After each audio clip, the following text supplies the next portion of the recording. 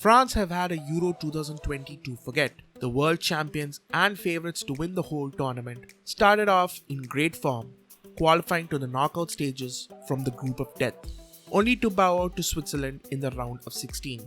The only shining light, if you're a United fan, is the excellent performances of Paul Pogba. The Frenchman has been in sublime form throughout the tournament, providing the pre-assist for the goal against Germany to setting up Benzema's second goal for France in the 2-2 draw with Portugal, with a brilliant over-the-top through ball from deep.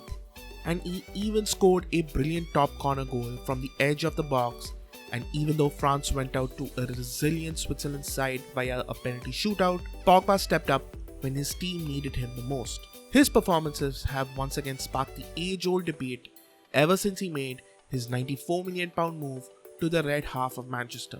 And that is, why does Paul Pogba perform so well for France but so poorly for Manchester United? Well, in this video we are going to explore the reasons as to why that's the case. What is up guys, and welcome back to another video. This is T4C Culture TV and I'm Hotshot, and this is what is going on with Paul Pogba.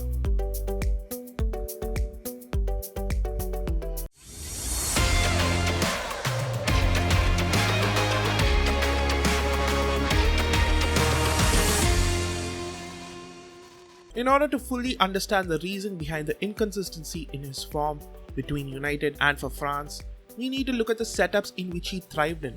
That is Juventus in the 15-16 season under Antonio Conte, as well as the Manchester United 18-19 season. And we will try to compare them to the setup Pogba plays in for the French national team. We will also explore the other factors that could be at play for him not performing for the Red Devils.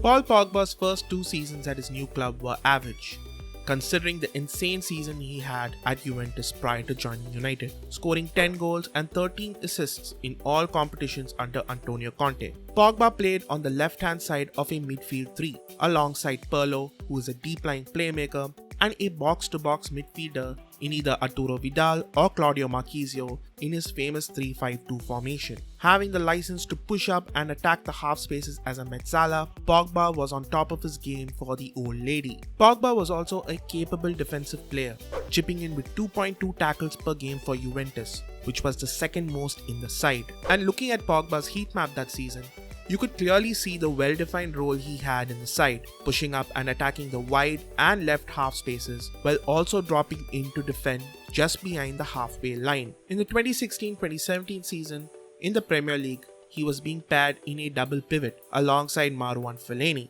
He scored 5 goals, which was the third highest in the Manchester United side, and he also had the second most number of shots in the side with 91. In the following season, after the arrival of Nemanja Matic, he had the most number of assists in the United side in the league with 10, showing there was some improvement in his form as Nemanja Matic provided defensive cover. He was second in the side in pretty much every single passing metric. He was second in key passes, which was 41, first in progressive passes, which is 224, and second in completed passes in the final third with 179. He also had the second most progressive carries in the United side with 236. But he was still not being played in his best position. His best season came in the 2018-2019 season after a change of manager. Ole Gunnar Solskjaer played a 4-3-3/4-1-4-1, with Pogba playing on the left-hand side of a midfield three alongside Matic and Herrera, with Herrera being the tough tackling player ready to do the dirty work and function as the team shuttler, and a midfield destroyer in Matic, who at that time had 2 great seasons for Manchester United. It left Pogba free to attack the box and enjoy a fruitful link-up with the forwards, scoring 13 goals, 6 from open play, and providing 9 assists in the league, along with shot creating actions of 142, which was ranked 5th in the Premier League, and goal creating actions, which was ranked 7th in the league. He also took the most number of shots in the United side with 96, and he was one of the most influential attacking midfielders that season. After Ander Herrera moved to PSG and Matic not having the legs to play at a high level required, Ole Gunnar Solskjaer moved to a 4-2-3-1. Pogba was once again reverted to playing as a double pivot, either alongside Fred or Scott McTominay. which added more defensive responsibility on himself, as Fred is not a specialist defensive midfielder and McTominay does not have the skill set to help in progressing the ball. There was hardly anyone being a pressure valve to relieve Pogba by progressing the ball themselves or covering for him if he did venture forward. The arrival of Bruno Fernandes did not help things further. In order to accommodate both Pogba and Bruno, Solskjaer played Bruno much further up the pitch, with much less defensive duties and with much more freedom to roam and occupy pockets of space either out wide or between the lines, while this meant that Pogba would revert back to playing in a double pivot with much more focus on his defensive duties. He had to shoulder the creative burden from deep, as well as being exposed defensively if United were to lose the ball from a turnover and if he's caught out of possession. It is a position that he is not comfortable with, as he said so himself. In an interview with Equip, he said, "It is true that at Juve, it was different from Man United. We were playing with 3 midfielders in a 5-3-2. I had to be in the box to attack. In Manchester, I had the freedom to go into the box, but the priority is to play and defend." And looking at his heat map from this season, you can definitely tell that is the case. He spent most of his minutes playing in his own half, almost to the edge of his own penalty area, as much as he has going forward. And you can also see that he has been used all over the pitch, clearly indicating the lack of a well-defined role in Manchester United's system. Bruno's arrival meant that Paul Pogba had less and less of an influence in play. Having less touches among United players, he was not being the main target of passes, and this led to him having a decreased attacking output in goals, key passes, progressive passes, as well as passes into the final third. He took less shots compared to his previous seasons, hence his attacking influence dwindled. Ole did try to play Pogba on the left-hand side of United's attack, having a sort of Mezzala role, while Luke Shaw would bomb forward on the overlap. Playing on the left-hand side and higher up the field was a role he had during his Juventus days. He did have some success in this role, however, this was a position where he was not comfortable with, and this added more defensive responsibilities, having to track back to prevent Luke Shaw from being outnumbered 2v1. And an example of this was how Pogba conceded a penalty against Arsenal in their 1-0 defeat. This is because Pogba is not being used to the best of his ability as part of a double pivot or as a left winger. He needs to be part of a midfield 3, with a shuttler to act as the link between defense and attack, to help in drawing markers out of position to free up Pogba, as well as adding bodies in defense, along with a midfield destroyer to break up play and to minimize his defensive duties. And there is further proof of this when you notice the setup Deschamps uses in the French team. In the 2018 World Cup, Pogba was paired with Kanté in a double pivot in a 4-2-3-1 formation. On paper, this looked like exactly his role in Manchester United, but Matuidi or Tolisso, whoever was playing as the left-sided midfielder at that time, would often tuck in to form the third central midfielder, while also providing dynamism with their work rate, moving up and down the left-hand side, providing width. And this is seen in their average positions and heat map. And because of this, Paul Pogba had the freedom to push up high and attack.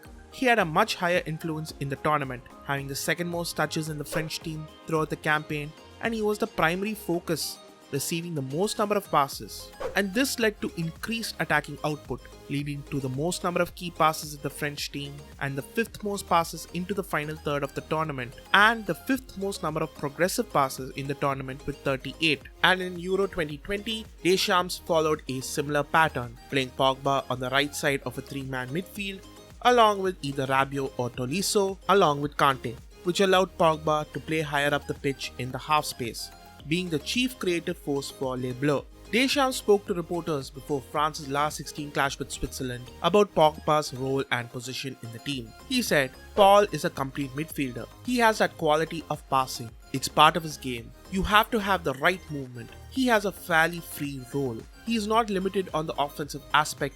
His position can change. It depends on the placement and movement of other players." So this gives a general idea on what Deschamps expects Pogba to do during the game. He has a relatively free role, he can either move up or down, and he has the players to cover for him. So let's look at the tactics Deschamps used to bring the best out of Pogba. During build-up, France built out from the back with a 4-2-3-1 shape, with Pogba pushing up as the center attacking midfielder. This allowed France to bypass the opposition press by launching the ball to Pogba. He led the French team in the number of aerial duels won by 8. In open play, Pogba looked to get on the ball and use his incredible vision to play in raking through balls for Mbappe to run into, or to play line-breaking passes for Benzema. He's also able to draw players onto him, creating space for Kante or Rabiot to make runs ahead of him. And if the opposition stay back to track the advancing midfielders, this allows Pogba to have time and space to influence the play from deep. Higher up the pitch, in the game against Germany, France created overloads on their left-hand side, thereby drawing Germany's midfield over to cover for the overload. This allowed Pogba to be able to find space by staying in the center of the pitch, which was free due to Kroos and Gundogan moving over to the right-hand side, and he was ready and available for the switch of play.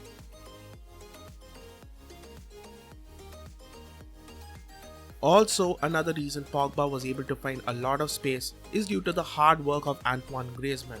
When France were on the attack, Pogba will look to occupy the half spaces on the right more than the left, occupying the inside channels, and will look to combine with Griezmann and Pavard, with Griezmann and Pavard being able to stretch the opposition defense, while the other would look to make either overlapping or underlapping runs.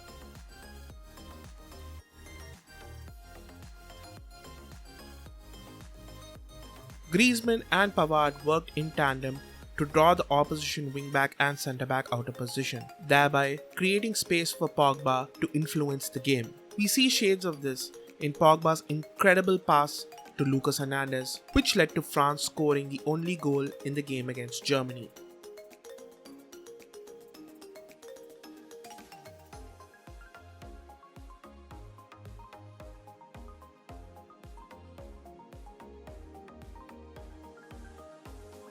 Rabiot is also an able shuttler of the ball, being able to progress the ball forward in case Pogba had moved higher up the pitch and if France were unable to progress the ball from deep due to a midfield block. Also, Griezmann or Benzema combined with Pogba using double movements to allow Pogba to make runs in behind the defense. Griezmann would also look to drop into the middle of the pitch, allowing Pogba to lay the ball to him and immediately make a run into the opposition box. Pogba is able to do minimal defensive work due to the fact that the players around him are able to put in their fair share of defensive duties. That's not to say he's been shirking off his defensive responsibilities. In fact, he is more than capable of putting a tackle or two. He has won the third most number of tackles in the French team with 5, along with ranking second in the French team with the number of interceptions being 7. He also ranks second in the side with the number of successful pressures with 22. Pogba is able to press higher up the pitch aggressively during the opposition build-up due to the fact that Kante acts as a safety net to be able to win the ball back in case Paul Pogba is unable to win the ball. In the Germany game, when the ball was on the opposite flank, Griezmann would move in centrally marking Kroos, or during the opposition build-up, Griezmann would drop into midfield taking care of Kroos, or either the inside forward, be it Gnabry, Kai Havertz or Thomas Muller, allowing Pogba to remain free in the central areas to receive the ball in case of a turnover to start the counter. And if the switch of play is on, the opposite side fullback, usually Pavard, would step out to press the fullback. In Pogba's own half, his role is to protect the half spaces, but he will also move out wide in case Pavard is being outnumbered by the opposition wingers and fullbacks. In order to compensate for Pogba moving out wide, Griezmann would move into central midfield, protecting it from midfield runners and central progression. In the game against Germany, Rudiger often pushed up to combine with Gosens and the inside forward. In order to nullify this overload, Varane would also move out wide, while Kante will slot in alongside Kimpembe. Griezmann and Rabiot will protect the central areas. Also, if an opposition midfielder moves out wide, Kante would shuffle across to deal with that midfielder. Having players like Griezmann, Rabiot, Kante and Varane who have the awareness to shift across and cover the spaces vacated by Pogba allow him to defend with freedom and not having to worry about committing errors due to his poor recovery tackles. The French team is set up to specifically bring out the best in Pogba, and it showed, from having a solid defensive base to allow Pogba the freedom to move into the areas where he can affect the game, to the front three. France also have a quality front three in Mbappe, Benzema and Griezmann, who are fluid in their positions and are able to create space by switching positions or drop deep to draw defenders out of position for Pogba to make runs into that space or to have time on the ball to influence the game. Special mention also has to go to N'Golo Kante. The Champions League winner kept relieving the pressure off Pogba both offensively and defensively. He was able to carry the ball forwards in case Pogba was marked, while also playing forward passes to the front three. He was ranked 6th in the French team with progressive carries with 16, while also being 4th in the French team with progressive passes, which is also 16. More than the formations and roles and etc., Pogba is considered to be one of the most influential figures in the French team and is considered a leader in the side. The video of his halftime speech against Argentina and his pre-match speech in the final against Croatia of the World Cup is solid proof that his teammates look up to him and respect him. According to an article by Julien Laurent for ESPN, Deschamps and Pogba have a strong bond and trust each other implicitly, and the French manager consults him with regards to tactics and even the decision to recall Karim Benzema back into the side. And it's this level of trust between Pogba and Deschamps that drives him to perform to his absolute best whenever he dons the blue kit of France. The players look up to Pogba and he is responsible for maintaining the dressing room morale. Speaking in an interview, he said, "I like to talk one-on-one with the boys. I like saying to the guys, how are you feeling? If you don't think we should do it like this, let me know. I try to make my teammates feel at ease so we can be better on the pitch. I want to get the best out of everyone." Many people tend to crumble under expectations and look at the role of a leader as more of a burden, but Pogba seems to relish the role of leadership, and it brings out the best in him.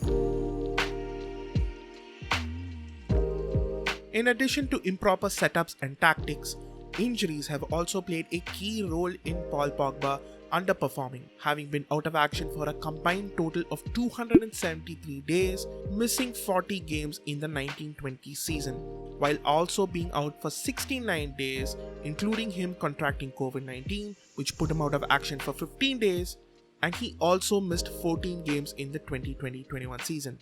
This is in stark contrast to his time at Juventus, where he was out for only 49 days throughout his entire Juventus career, missing just 12 games. Contrary to what people think, international football is extremely different from club football. There is a huge difference in the way international teams set up and defend, especially when they play against a team of the quality of France. Pogba playing in a double pivot for France is afforded much more freedom compared to the Premier League. Looking at the passes per defensive action, or PPDA, of the Euro so far, at the time of writing this, there are only 4 international teams with a PPDA of less than 12, compared to the Premier League, where the teams with a PPDA of 12 and above have been in and around the relegation zone. Premier League teams generally do not give Pogba, or any other defensive midfielder for that matter, time and space on the ball, and the teams that do give them time and space are the ones that often get relegated. Pogba is often a pressing trigger, where teams look to press him aggressively, making him lose the ball more frequently. Him losing the ball in the game against Wolves, which led to them scoring the equalizer, is a prime example. This when compared to international football, where teams typically tend to sit back to try and stop the threat of Mbappe, Griezmann and Benzema, plays into the strengths of Pogba by giving him all the time and space needed to pick out the front three or have space on the edge of the box to take a shot at goal.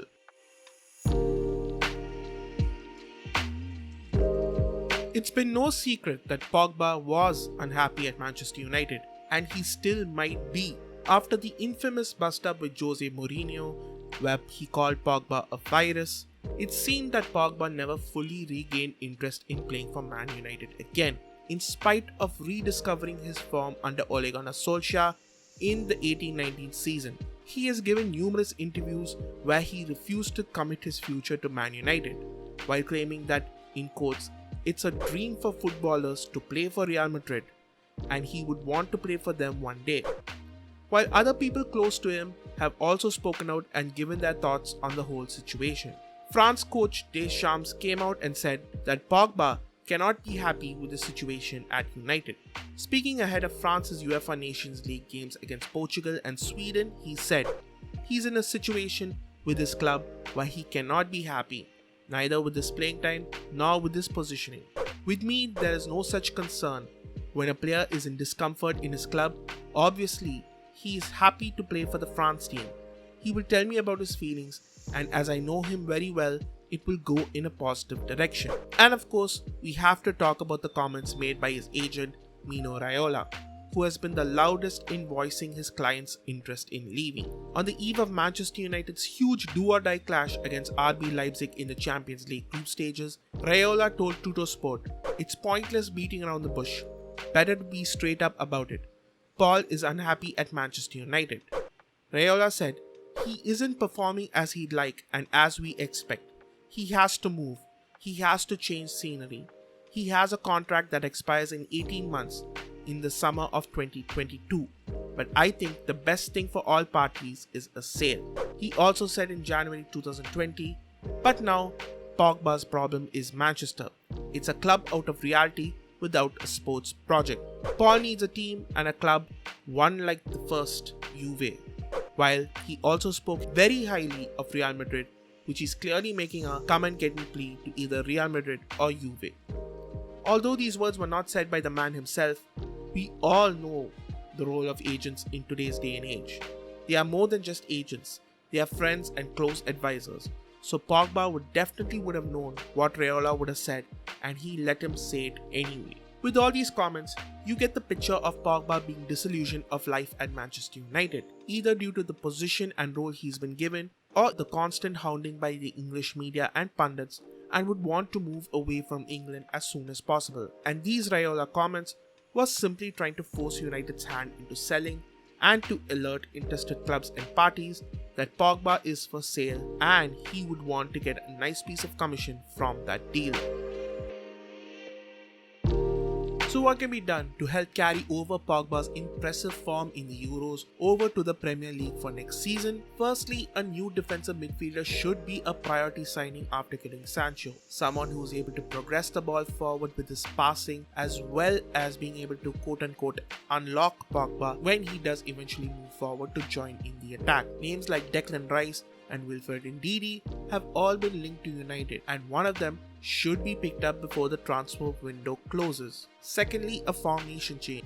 There have been rumors that Ole for the new season could start with a back three to accommodate Wan-Bissaka as the third centre back. If that's true, that could spell good news for Pogba if Solskjaer decides to play a three-man mid. This could be like his Juventus days, where he could feature on the left as a mezzala, attacking the half space with minimal defensive duties. Or else, Solskjaer could field a 4-3-3 formation with Pogba and Bruno Fernandes functioning as two number 8s. According to Carlos Carvajal, former Sporting boss, Bruno is primarily a box-to-box midfielder, even though Solskjaer prefers to play him behind strikers. So Bruno will not be playing out of position and can work very well alongside Pogba as one of the two number 8s on either side of a single defensive midfielder. However, a lack of quality defensive midfielder is one of the reasons why this formation will not work. Perhaps if United sign that elusive defensive midfielder, then maybe Solskjaer might field this formation.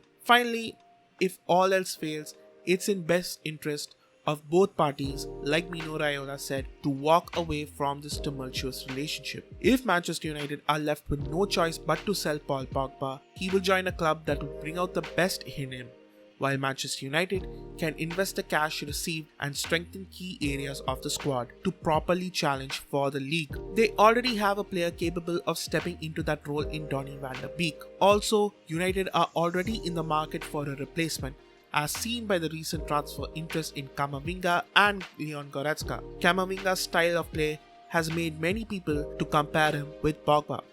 With Pogba's contract expiring in 2022, and since he's yet to sign a contract extension, this could be the perfect time to get as much money as possible from a potential sale. It's a win-win for both sides. Whatever your thoughts on Pogba, one thing we can all agree on is that he is a world-class talent when he plays for France, while it has been an underwhelming 5 years for Manchester United. But in spite of all those reasons mentioned above, Pogba has to take some of the blame for his performances for United.